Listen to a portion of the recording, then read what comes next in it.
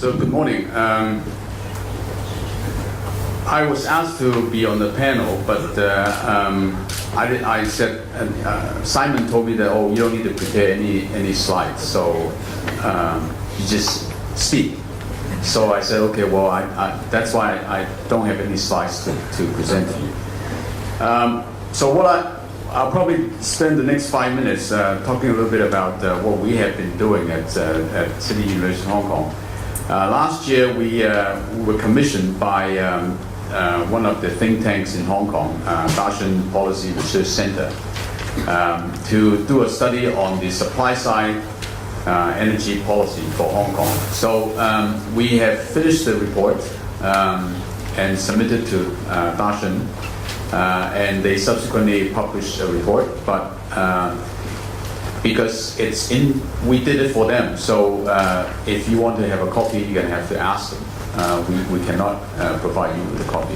But nevertheless, what I would like to do is to tell you a little bit about some of our findings and to share with you what we think may be possible for the way forward.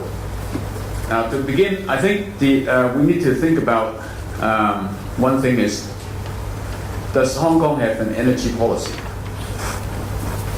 I asked this question before to one of my esteemed colleagues who was the chair of the Energy Advisory Committee before, and he said, yeah, of course we do have an energy policy. So if I ask the people around this room, do you know that if Hong Kong have an energy policy? In fact, to me, to us, Hong Kong really does not have a structured, cohesive, and comprehensive energy policy. And what they have, instead of a policy, is policy objectives. And I'll read this from the government documents, which is to ensure that the energy needs of the communities are met safely, reliably, efficiently, and at reasonable prices. Once you can achieve that, then to minimize the environmental impact of energy production and use and promote the efficient use and conservation of energy. So in other words, what the government policy so far has been that you want to produce the energy for consumption that will be safe, reliable, and efficient, and at reasonable prices. So these are the objectives that for the two power companies, and including the town gas. So all the policies. So if we are to develop an energy policy for Hong Kong or for the Guangdong area, we need to expand it and say, okay, well, is this what we want? And of course, you can see in here that the objectives really doesn't include climate change, because at that time it was not one of the areas that was addressed. Okay, so that's the energy policy objective. Then, of course, in 2010, there was this climate change action agenda policy, which then proposed to reduce Hong Kong's carbon intensity by 50 to 60%, and the actual carbon quantity by 19 to 33% by 2020, compared with the 2005 level. So that's another objective that it's maybe you can consider that as an addendum to the energy policy objectives.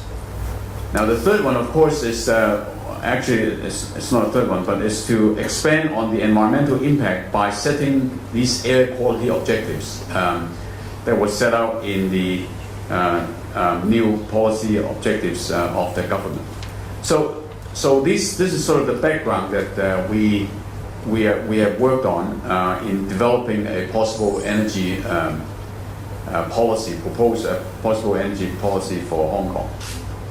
Okay, so what we have come up with is that, okay, let's say if you just heard Dr. Yuan sing about these the fuel mix for Hong Kong by 2020 with 50% nuclear and most of the rest 40% in natural gas, less than 10% in coal, and then a couple of percent in renewables.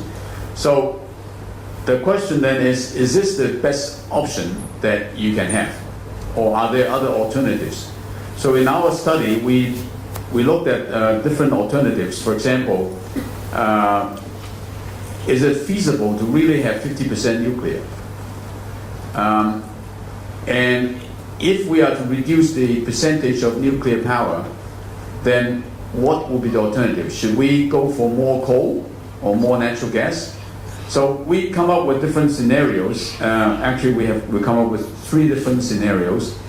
And you have to remember one more thing is that currently, in terms of nuclear power, only CLP has nuclear power. So if you want the Hong Kong steel mix to have 50% nuclear power, do you want this just to be the sole, will be just from CLP, or is it from the other electric company as well? So these questions have to be addressed, and before we can decide whether the 50% is realistic and doable. So so what if you don't have 50% nuclear? So what do? Of course, then you can then increase the amount of coal, or you can increase the amount of natural gas. Now, each of these has price to pay. So, because the production cost for nuclear, for coal, for natural gas is all very different. So we have calculated the different types of scenarios and the percentage reduction in terms of carbon reduction, and also whether these scenarios can meet the air quality objectives and so on. So we can discuss more of that, but I think the bottom line is that whatever scenario we have to come up with, of course, at the end the government will have to come up with the final policy. But the main thing is to make sure that all these will have to meet the climate change objectives and the air quality objectives, and to follow what the government policy is to be affordable to all the citizens in Hong Kong. So I'll just stop here. I think my time is almost up, so we can discuss some more at the panel discussion. Okay, so thank you very much.